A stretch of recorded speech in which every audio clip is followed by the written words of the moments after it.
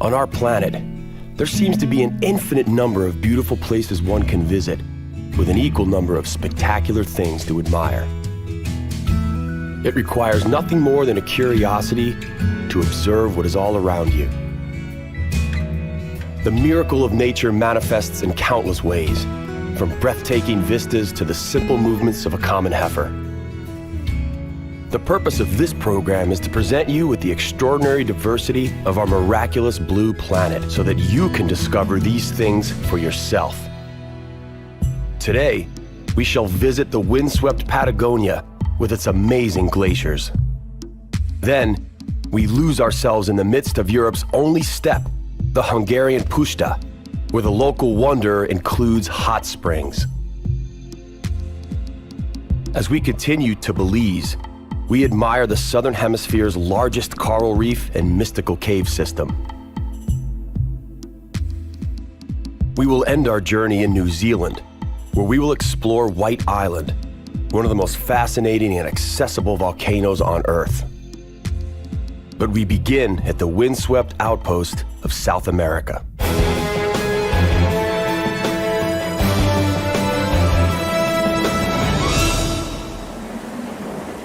Argentina's Patagonia borders the country of Chile and stretches from the Andes all the way to the Atlantic. The central region is dominated by a vast plain or steppe, while the Atlantic coast boasts majestic cliffs and abundant wildlife. It is indeed a very windy place. The local population, as well as the trees, have adapted to the endless centuries of assault by the wind, eventually succumbing to its direction. The Los Glaciers National Park, located in the vicinity of Cape Horn, is one of the largest natural wonders on our planet. It is located in the southwestern part of the province of Santa Cruz. A year-round blanket of ice covers this protected area of 4,459 square kilometers of mountains, glaciers, and lakes. Lake Argentio might be considered just another ordinary lake in the region, were it not for the impressive and intriguing Perito Moreno Glacier. Perito Moreno Glacier is an absolute must-see while in Argentina. There are only a handful of places in the world where nature is as impressive and accessible as this glacier. It is noteworthy that while most glaciers in the world are receding, the Perito Moreno Glacier is actually advancing.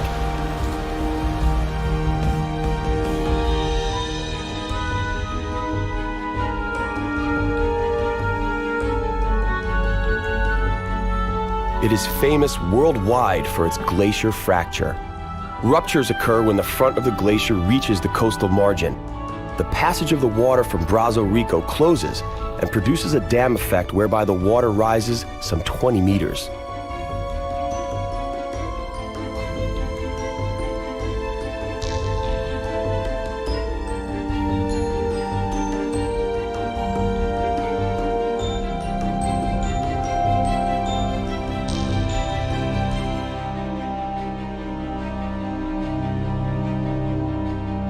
The show is never-ending. One can watch the detachment of ice blocks of various sizes from a short distance. As the ice breaks apart, it generates a distinctive roar and then crashes into the sea as floating icebergs.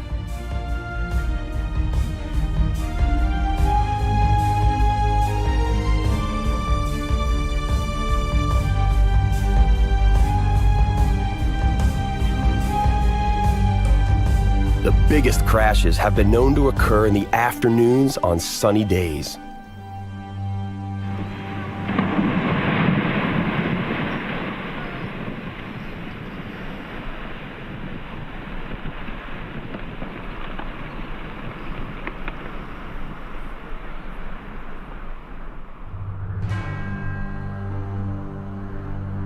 The width of the Perito Moreno Glacier is 4,500 meters.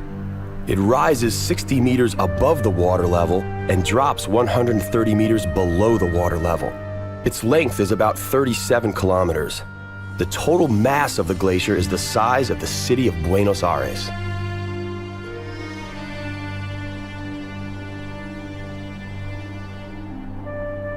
Now that we've observed the mountainous relief and icy splendor of the Andes, we set off for Europe's largest steppe. We are bound for the country of Hungary.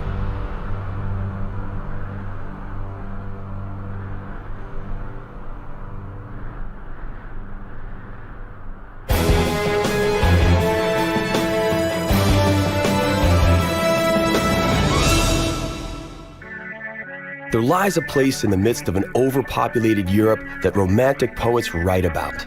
That place is the Hungarian Puszta, also known as the Great Hungarian Plain. One such poet described it as the awful flat land where the stars seem farther away. There is no sunset quite like that which occurs here. The river Tisza flows from Ukraine along the Slovak border into Hungary and spills into a lake of the same name. Its water, the Hungarians claim, is velvety smooth. This stands as a testimony to the victory of nature against the misguided intentions of the Hungarian government from the 1970s. During that decade, the Hungarian government decided to build a dam on the river Tisza. It's not clear if their rationale was irrigation or flood control or some other less logical motive, like wanting to appear environmentally proactive. Regardless of their intention, the impact on the surrounding ecology was catastrophic. Fortunately, over time, deposits of sediment in parts of the dam built up to create a splendid wetland that attracted an abundance of birds and other animals. Today, it is hard to imagine that this lake was created by more than nature alone. There is no country quite like Hungary. Situated in the very heart of Europe, this kidney-shaped country claims a unique influence on the soul of the continent. You are on the Hungarian steppe. This area is an extensive plain. It is notable both as a physical feature and an unforgettable sight. It is the land of scorching summers and bitter winters, the land of shimmering mirages. The Hungarians refer to the Great Hungarian Plain as the flatland of Alföld. To a large extent, it has been turned into agricultural land.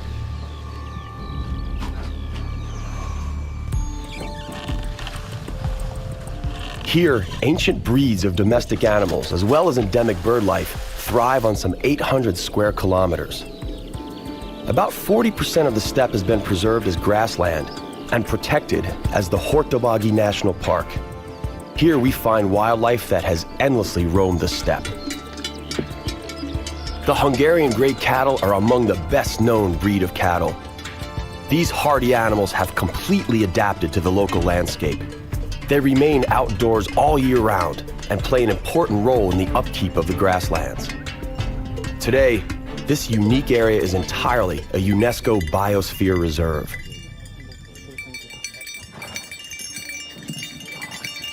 In their national anthem, Hungarians sing, "Pity, O Lord, the Hungarians, who are tossed by dangerous waves.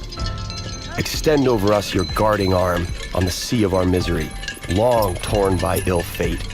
Bring upon us a time of relief, they who have suffered for all sins of the past and future."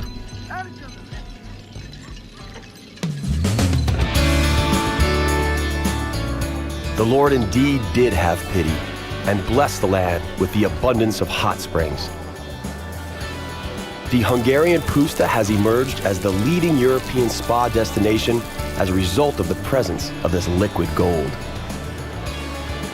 Even the ancient Romans claimed, "In balneus salus," meaning literally, there is health in bathing.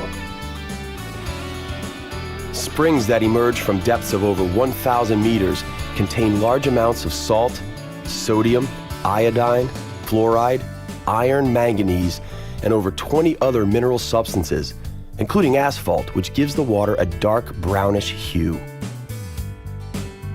And from time to time, a unique shape too. This particular limestone formation materialized over many decades. Minerals are burned out from water that erupts from the earth at some 70 degrees Celsius. Then, they subsequently cool and are turned into a whitish rock that seems to resemble glaciers. Similar formations are found in both the United States and Turkey.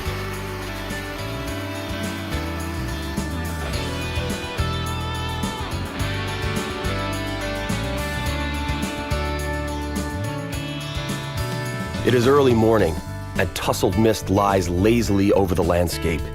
It feels almost surreal.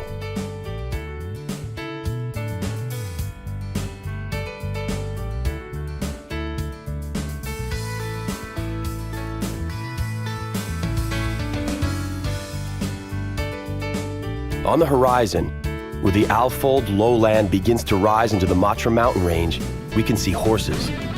The local specialty is the Lipizzaner, a breed renowned as the exclusive breed seen in the Habsburg court.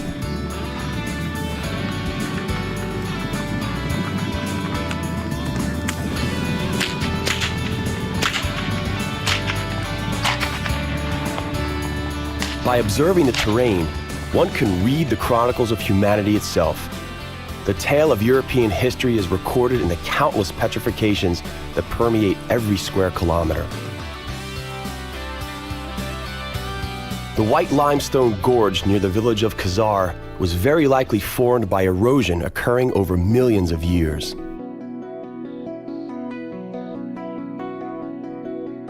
The stalactical cave of Ajtelik is yet another example of a time scale.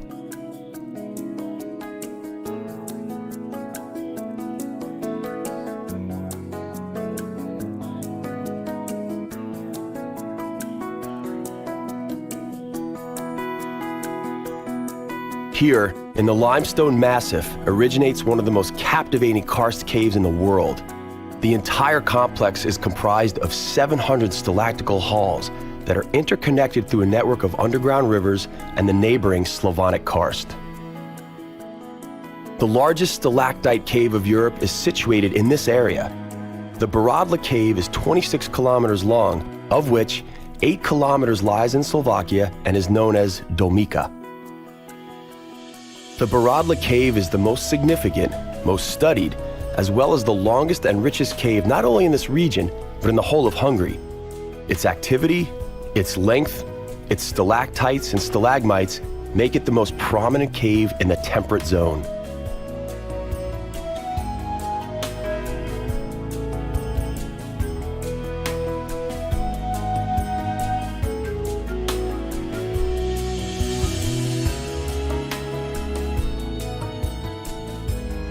Several of the caves have unique features. For instance, the Peace Cave has a sanatorium which helps in the treatment of people suffering from asthma. And because of the cave's superb acoustics, it is highly regarded as a venue for concerts.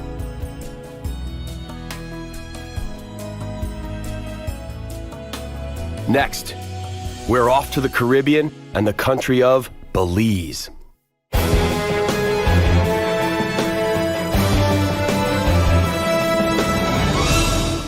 Travelers from around the globe are drawn to the natural attractions found in Mother Nature's best-kept secret, Belize. Throngs are lured by the seductive promise of a relaxing, yet rewarding, Caribbean getaway experience.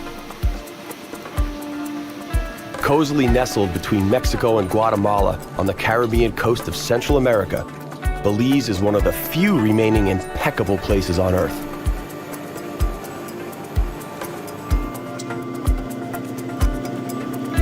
Off the shore of Belize lies the largest barrier reef in the Western Hemisphere. Hundreds of coralline and mangrove-covered islands line this remarkable formation. One will be delighted to discover that 3 of the 4 coral atolls of the Southern Hemisphere lie just here.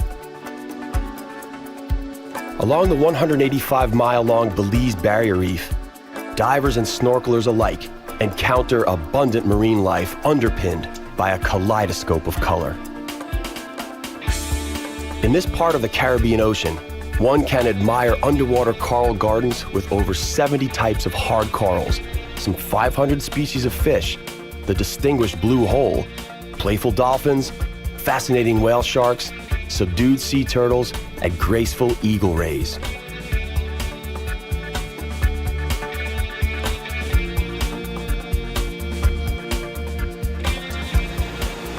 The Five Sisters waterfalls are located in the scenic Mountain Pine Ridge Forest Reserve.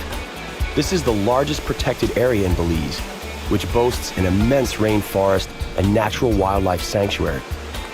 The Five Sisters obtained its name from the five perfectly gushing waterfalls and the numerous crystalline pools that form part of this natural wonder.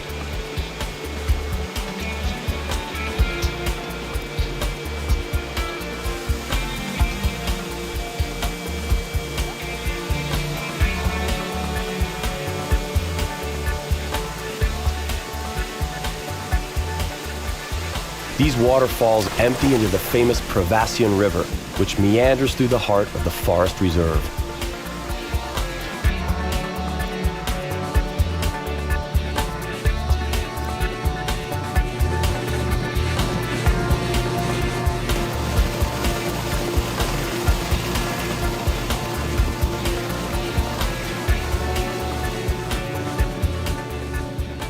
Belize is home to the largest cave system in all of Central America.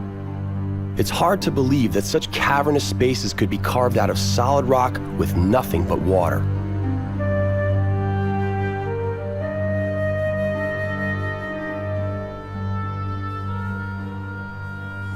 What starts as just a few little drops slowly becomes a trickle. The trickle then turns into underground rivers.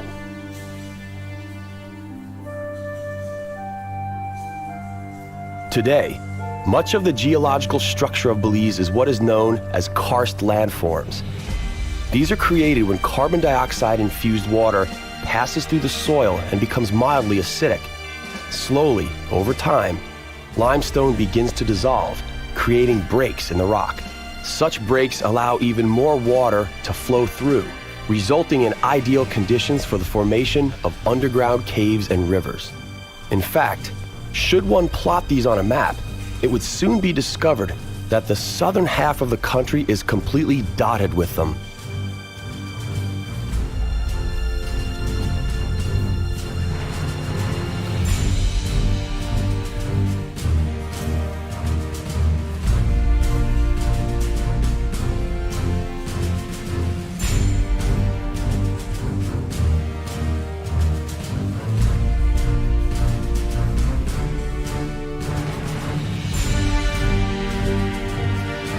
Scientists have been studying Belizean cave systems since the 1960s. By 1984, researchers had documented 65 sites, most of which are not yet accessible to the general public.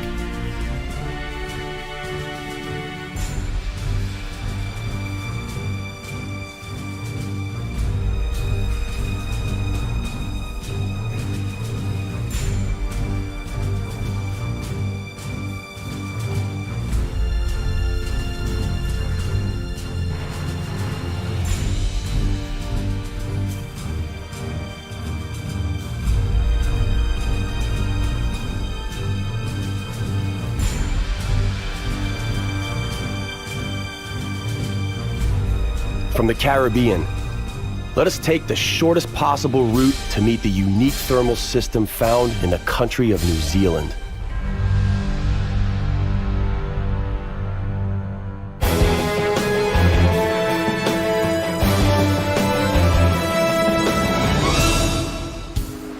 Kia ora, Aotearoa. Welcome to New Zealand. The area known as the Bay of Plenty in New Zealand lies at the intersection of the Indo-Australian and Pacific continental plates. The pressure created by the collision of these two plates causes volcanic activity in the area and the continued warming of the Earth's crust. The dominant feature of this area is the Mount Tarawera volcano, whose eruption in 1886 distinctly changed the local landscape. During a single night, the eruption created a 17-kilometer-long rocky crevice and 22 craters, while at the same time managing to cover 15,000 square kilometers with volcanic ash and mud up to 20 meters thick. 150 people died that apocalyptic night. White Island, named by Captain James Cook, got its name thanks to the white clouds that seemed to emerge from it. Today, White Island is the most active volcano in New Zealand. The landscape inescapably reminds one of something out of a novel by Jules Verne. Dandelions are replaced by sulfate, and creeks bubble as a result of considerable temperatures.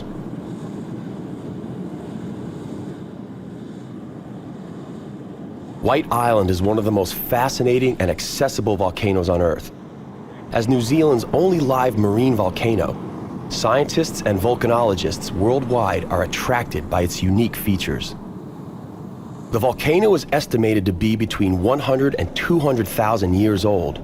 However, the small portion of the island that is visible above sea level has been in its present form for an estimated 16,000 years.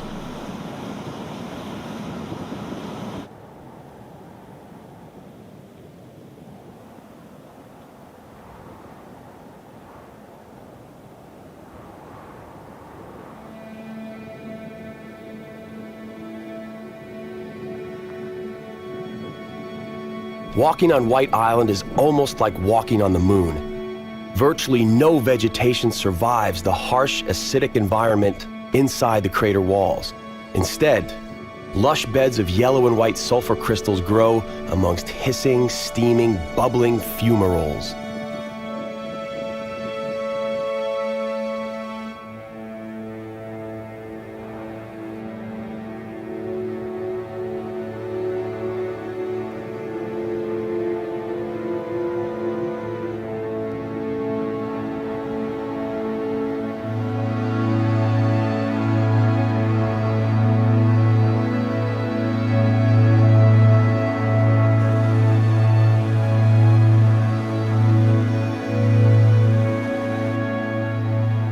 Thankfully, New Zealand is not just about volcanoes and thermal springs.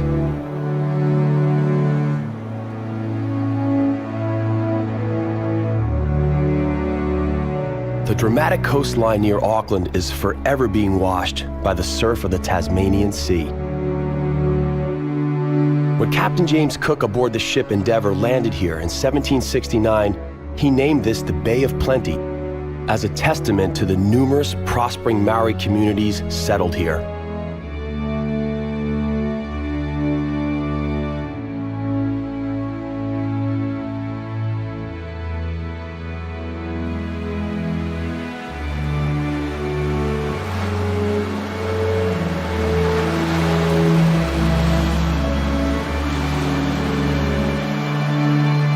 Flocks of Australasian gannets migrate yearly across the Tasman lowland. Here on the Muriwai Beach, they form the biggest colony of its kind each year. Gannets are seabirds. They feed on fish and thrive on coastlines. They catch fish below the sea surface. To facilitate this, they are endowed with powerful beaks and a uniquely formed skull with air-filled sinuses. Gannets have hydrodynamic muscular bodies with powerful necks, strong legs, and webbed feet. They spend more time on the coast than on the open sea. They fly very efficiently and can swim for several meters below the surface of the water in search of fish.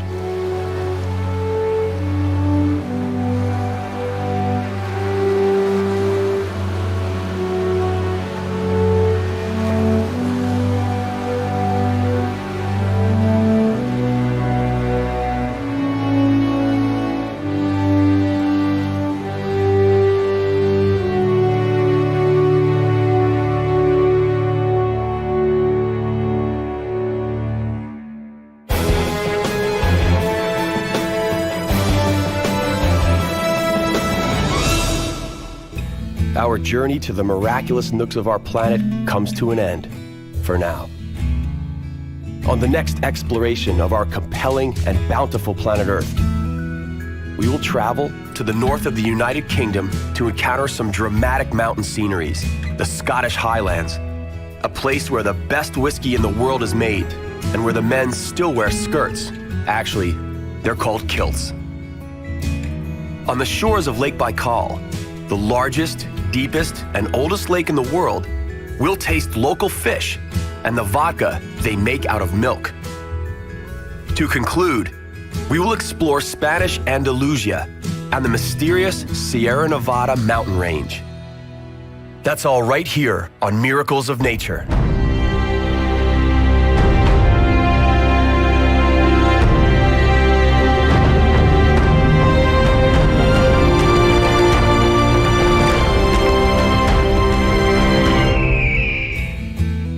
On our planet, there seems to be an infinite number of beautiful places one can visit, with an equal number of spectacular things to admire. It requires nothing more than a curiosity to observe what is all around you. The miracle of nature manifests in countless ways, from breathtaking vistas to the simple movements of a common heifer. The purpose of this program is to present you with the extraordinary diversity of our miraculous blue planet so that you can discover these things for yourself. Today, we head off to the north of the United Kingdom to encounter some dramatic mountain sceneries. The Scottish Highlands, a place where the best whiskey in the world is made and where the men still wear skirts. Actually, they're called kilts. On the shores of Lake Baikal, the largest, deepest, and oldest lake in the world, we'll taste local fish and the vodka they make out of milk. To conclude, we will explore Spanish Andalusia and the mysterious Sierra Nevada mountain range. But first, the Scottish Highlands await us.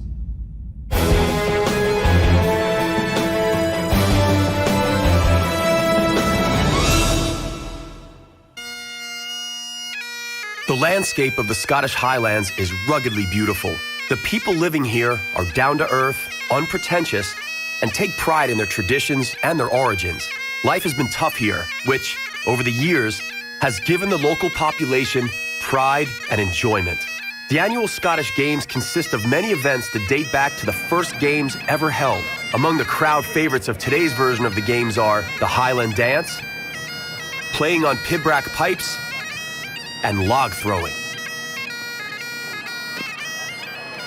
The tradition of the Scottish Games was established in the 11th century by the Scottish king Malcolm Canmore.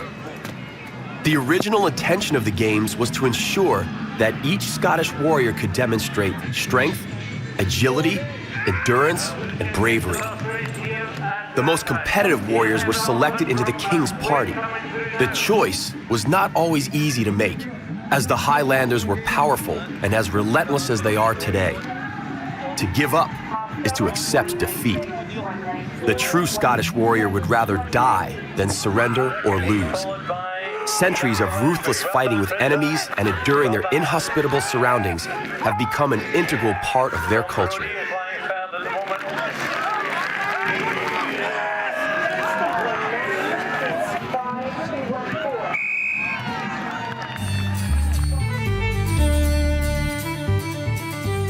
The Highlands are no place for the less than hardy. It is rough here. The sharp, cold wind blows so hard that even cattle and sheep have evolved with long, thick hair to help them survive. But on the rare occasion that the sun does come out, enveloping the rolling hills and picturesque valleys in its rays, the Highlands become a breathtaking place to be. More than anything else, the Scottish Highlands have always been a land of herdsmen living in humble abodes. Up until modern times, the only source of fuel for the fire was dry peat. The cattle and sheep were their only means of survival. The most common winter meal in the old days was cattle blood mixed in with oatmeal. But fortunately, they've always had their whiskey. Today, there are several hundred functioning distilleries throughout the Scottish Highlands. Secret, centuries-old recipes that have been put through the test of time are diligently followed. This delicious golden liquid, referred to in the Old Gaelic as uisce beata, the water of life, is derived from pre-germinated barley. They have been making whiskey in the old Pulteney distillery in the town of Wick since 1826. Prince Charles is counted among its many happy customers and orders his cask from here. It is no wonder the distillery needs to operate 24/7. The natural center of the highlands is Inverness, a town lying at the mouth of the River Ness. Long ago, Inverness was an important port, serving mostly as a transshipment yard and the center of shipbuilding. Undoubtedly the most well-known place of the Scottish Highlands, and possibly in the whole of Scotland, is the Loch Ness Lake. Veiled in mystery, the lake has achieved its celebrity status thanks to Nessie, a giant creature allegedly living in the lake. The first reference to its existence dates as far back as the 6th century, but Nessie only became a global phenomenon in the last century when hundreds of sightings were reported. The creature was photographed and filmed on a number of occasions, but none of the records were sufficiently convincing to serve as indisputable proof of its existence.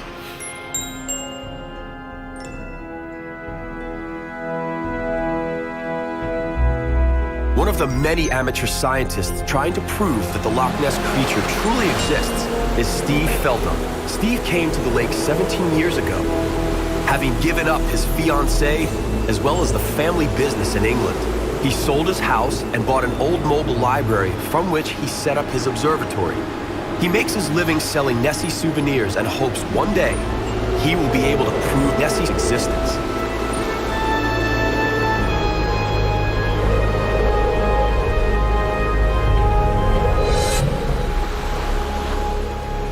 For me, what I do here, making these models, it brings in just enough money to keep me living and looking for the mystery, looking for the answers to the mystery. And what I do is not about the money. If I wanted to make a lot of money with these, I would be in Drumnadrochit, where all the tourists go. I'm on the other side of the loch, on a very quiet place, where not so many tourists come here.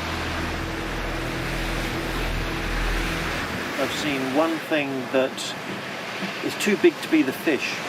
Maybe 16 years ago, when the waves are all going across my vision, what with white crests on the top of those waves, and something like a torpedo went through against the waves. So it goes bang, bang, bang, bang, through very fast, very big. And I don't know what that was. My hope is that when we find the answers to what these animals are, I'll be involved in solving the mystery, and then I feel that gives me the credibility in what I do to go off around the world and look for some other lake monsters in other places and become an international monster hunter, which is a good job, I think. There is one other reason why the Loch Ness Lake is so interesting. The Caledonian Canal passes through the lake and connects the North Sea in the east with the Atlantic in the west. When examining the map of the Great Glen Valley, the solution was apparent. 3 Great Lakes and 2 fjords on either side made crossing possible. It wasn't all that simple, though. At the beginning of the 20th century, the British engineers William Jessup and Thomas Telford had to solve a major obstacle: a 20-meter height difference between Fort Williams and Inverness. They resolved the problem masterfully by devising an ingenious system of 29 floodgates over the 96 kilometers. The masterpiece was made operational in 1822 and cost what was considered at the time to be a staggering sum: 840,000 British pounds sterling.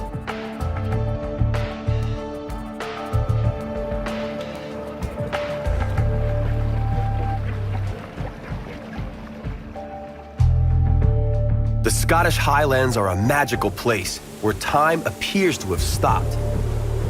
The people seem closer to nature here than elsewhere. Looking out over the stunning vistas, a man suddenly realizes just how petty and mundane his everyday worries are. The beauty spread out here is breathtaking and at the same time calming in its immenseness.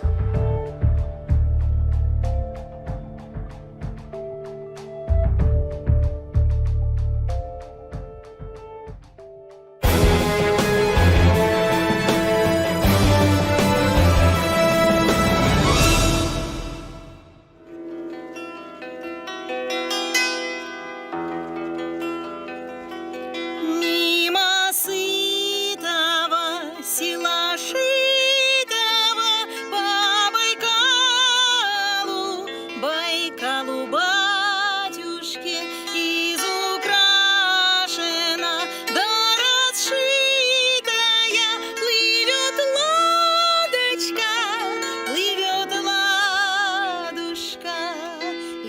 Lake Baikal is the deepest and oldest lake in the world. Its water is so clean that it could be tapped into bottles and sold straight from its shore. 336 rivers flow into the Lake Baikal, but only one flows out, the River Ankara. Lake Baikal contains roughly 20% of the world's surface freshwater and is located in the south of the Russian region of Siberia, between the Irkutsk Oblast to the northwest and the Buryat Republic to the southeast, near the city of Irkutsk.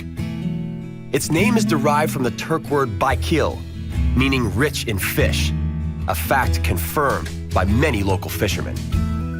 The region is rather cold, with average annual temperature hovering around 0 degrees. Considering this is Siberia, the climatic conditions are pretty mild. Unexpected flora can be found here. The Peshenoi Bay, where the average annual temperature reaches 0.4 degrees, is the warmest place along the Baikal. Flora, however, is not the center of attention here. Fish and fishing is what concerns the locals the most. This is hardly surprising, considering that they have the planet's greatest source of freshwater fish at their feet.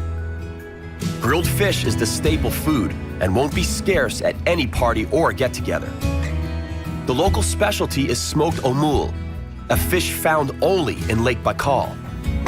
The omul is slated at first, then potted for 2 days, and finally it is smoked.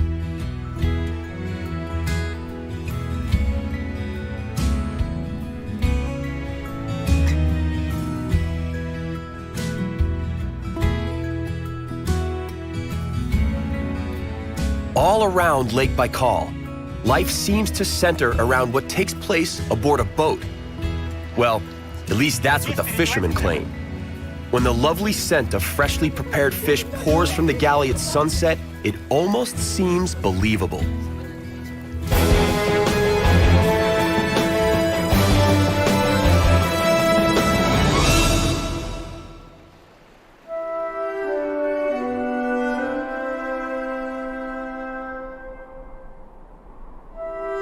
The life of a fisherman is a romantic life.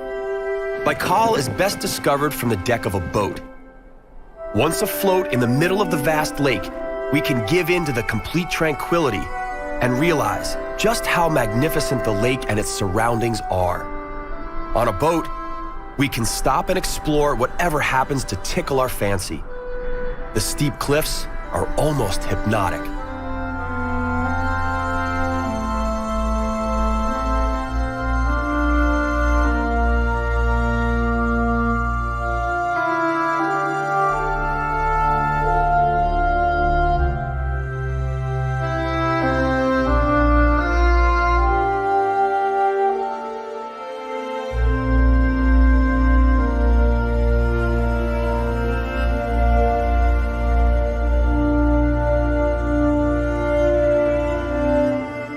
The deep, eerie woods are veiled in mist. The landscape surrounding the lake changes constantly and dramatically. Every few miles, the rocky cliffs give way to open plains.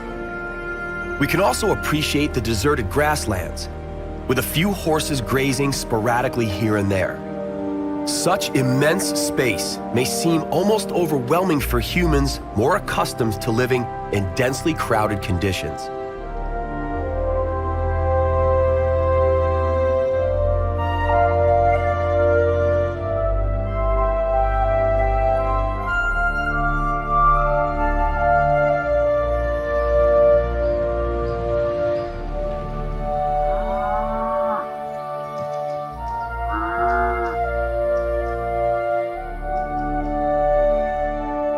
Should you grow tired of such seclusion, you can drop in for a visit, a chat, and a bit of warmth to the Kujir village with its many traditional wooden cottages called turbas. The best way to warm up is with a shot of vodka, but not just any ordinary vodka. The locals distill their vodka from milk. Apart from the main ingredient, the distillation process is not very different from any other. Make the fire and keep adding wood beneath the cauldron until the sour heats up sufficiently and the distillation process begins. And rakushka, as the finished product is known, is ready. The locals aren't fussy, and so this bizarre concoction suffices. The boys are looking on in anticipation of its effect on their dad, but these people are hardy.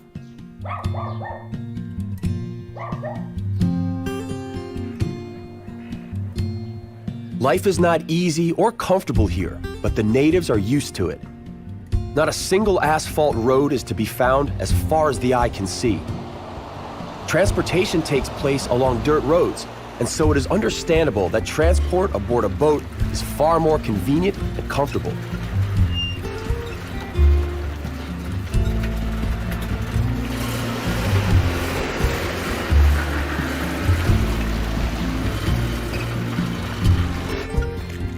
The people are close to the lake. They trust and understand its waters, and in return, the lake rewards them.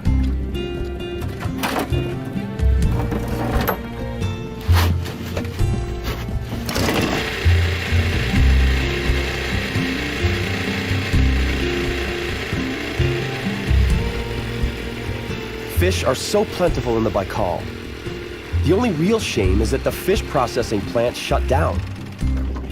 It used to provide welcome job opportunities, as well as a market for the caught fish. Even on a bad day, fishermen have enough of a catch to provide for their households and have plenty to sell. Over 50 kinds of fish thrive here, including sturgeon and omul. Along the Lake Baikal, fishing is something everyone practices from infancy.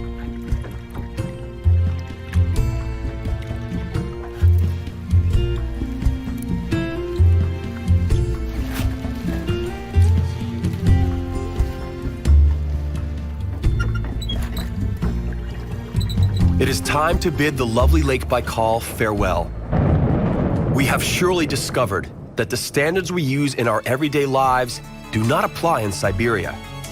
Here, everything is bigger, larger, and more vast. Perhaps the people are friendlier here because they are far away from the hurried, civilized world. Here, people must be completely self-reliant and cannot hold anyone but themselves accountable for their failures or their successes. We savor one last glimpse of great meadows, dark woods, and this great, big, beautiful lake.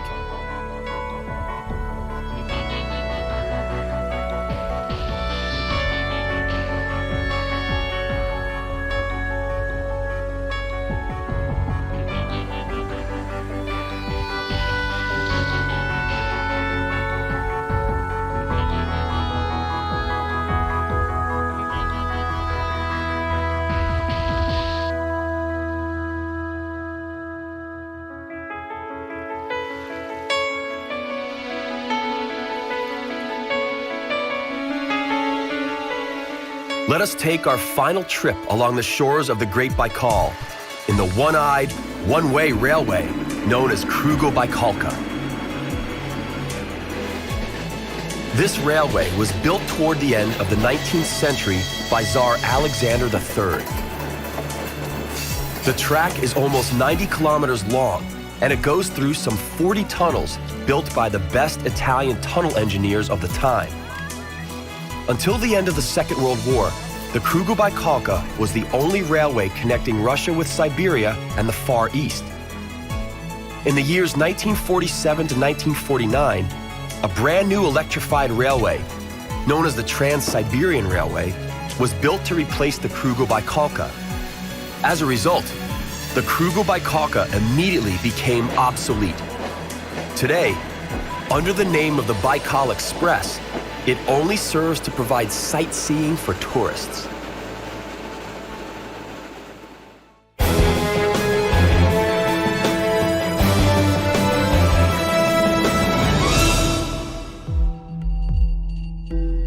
Andalusia lies southernmost on the Iberian Peninsula. The Andalusian landscape is as changeable as the clouds in the sky above, and as untamed as its hot-blooded people. The landscape manifests itself in everything from mountains and green expanses to semi-deserts. Andalusia is staked out by several mountain ranges framing it on all sides: the Sierra Morena, the Cordillera Bética, and the Sierra Nevada. In between the mountain ranges lies the plentiful valley of the Guadalquivir River. Andalusia is mainly influenced by two regions, the southwestern Sierra de Grazalema, the part of Spain with the most annual rainfall, and the eastern Almeria, which on the contrary is the driest region. Along with its amazingly diverse natural endowments, Andalusia also offers gems such as Sevilla, Granada, Malaga, Cordoba, and Cadiz. We inevitably must come to the conclusion that Andalusia truly is the pearl of southern Europe. Due to its location, Andalusia boasts a very colorful history. In medieval times, the Phoenicians, Carthaginians, Greeks, Romans, and Visigoths each had their turn ruling the area. The Arabs took over in the 8th century when they invaded from the Gibraltar. The Arabs remained until they were driven out by the Reconquista, a few centuries during which the Catholics reclaimed lost territories.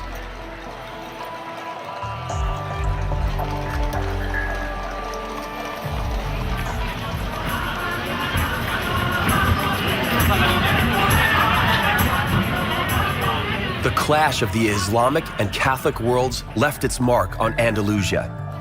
The two Andalusian towns where the Moorish influence were felt the most are Cordoba and Granada. Granada is the home of the world-famous Alhambra. The Alhambra is a UNESCO World Heritage Site and the inspiration for many songs and stories. Spanish olive oil is just as well known as the Alhambra. Along with Greek olive oil, it is considered the best in the world. Spain is the world's biggest olive oil producer and exporter. Andalusia is the region within Spain where most of the olives are grown. Should you board a plane to Malaga, some 15 minutes before landing, you will be able to see pink areas from the window. Flamingos. You are flying over the Fuente de Piedra Lagoon, which is the favorite mating ground of these majestic birds. This expansive saline lake covers an area of 14,000 hectares. When it is full, it is commonly very shallow. Then, during the hot summer months, it dries out completely, creating a salt plain. If a humid autumn follows, then several thousand flamingos remain until late December. Nesting takes place even in the dry years. But then the flamingos must seek food from further away. The beautiful town of Ronda lies surrounded by the Serranía de Ronda Mountains in the northwest of the Malaga province. It is surrounded by romantic landscapes, laced with steep rocky passes, beautiful chalk pools, and swimming holes with surprisingly blue water. This fascinating town was selected by Ernest Hemingway as the site for his novel, For Whom the Bell Tolls.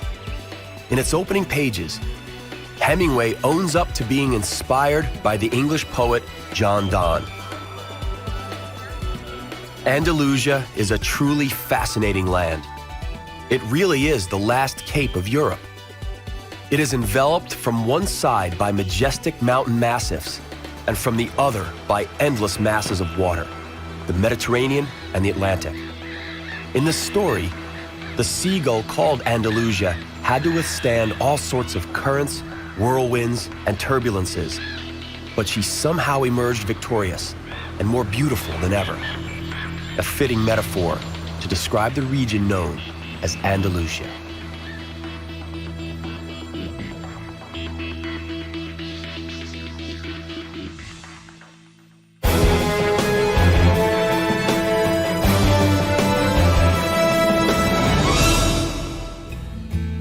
Our journey to the miraculous nooks of our planet comes to an end, for now.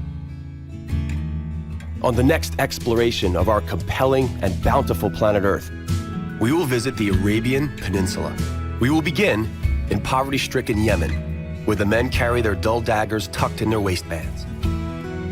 Then, we will drop by the Yemeni island of Socotra to revel in the beauty of untouched nature. We will continue our wandering in style by going to opulent Oman. Here, we will explore the intricacies of frankincense and discover the charm of camels. And to wrap it all up, we'll witness the breathtaking spectacle of nature on the shores of the Indian Ocean. That's all right here on Miracles of Nature. We hope you'll join us.